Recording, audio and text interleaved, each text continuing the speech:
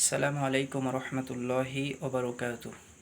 আলহামদুলিল্লাহ, সমস্ত প্রশংসা আল্লাহ তালার, সমস্ত গুণগান, সমস্ত গুণকীর্তন সেই মহান রবের জন্য, যেই মহান রব আমাদেরকে একটা পবিত্র এবং মহা সম্মানিত গ্রন্থ আমাদের জন্য গিফটেড করেছেন, আমাদেরকে একটা উপহার দিয়েছেন, যেটি হচ্ছে কুরআনুল কারীম, কুরআনুল মাজিদ।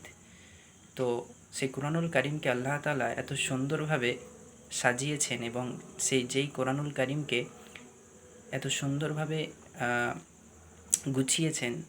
সূরা ফাতিহা থেকে সূরা নাস পর্যন্ত 114টি সূরা আমাদের জন্য ডেডিকেশন করেছেন, আমাদের জন্য গিফটেড করেছেন। সেই সূরার মধ্যে দিয়ে আমরা সেই কোরআনুল কারীমের প্রত্যেকটা আয়াতের মাধ্যম দিয়ে আমরা আমাদের জীবনকে, আমরা আমাদের লাইফ লিডিং সিস্টেমে, আমরা আমাদের এভরিথিং, আমাদের সব কিছুতে আমরা সেট যদি করতে পারি, আমরা সাকসেস ইহজগতেও হতে পারবো এবং পরকাল জগতেও হতে পারবো। সো বাই দ্য ওয়ে, যেটা আমি বলতে চাই যে আল্লাহ তাআলা সূরা ফাতিহার পর সূরা বাকারা দিয়েছে। সো বাকারা মানে কি? বাকারা মানে হচ্ছে গাভী, এবং নাস সর্বশেষ সূরা, যেটি হচ্ছে কুরআনুল কারীমের লাস্ট সূরা।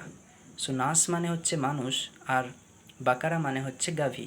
অর্থাৎ বাকারা মানে গাভী, মানে গরু, আর নাস মানে হচ্ছে মানুষ। একটা দুর্দান্ত এক্সেলেন্ট একটা শিক্ষা, যে যদি কেউ গরু থাকে, কেউ যদি অমানুষ থাকে, কেউ যদি মানুষের মতো মানুষ হতে চায়, তাকে কিন্তু কোরআনটাকে শুরু থেকে শেষ পর্যন্ত শুধু রিডিং না, রিডিংয়ের সাথে মানে সহ পড়ে সেটাকে ইউটিলাইজ করে নিজের লাইফের সঙ্গে, তাহলে সে প্রকৃত মানুষ হয়ে যাবে ইনশাআল্লাহ।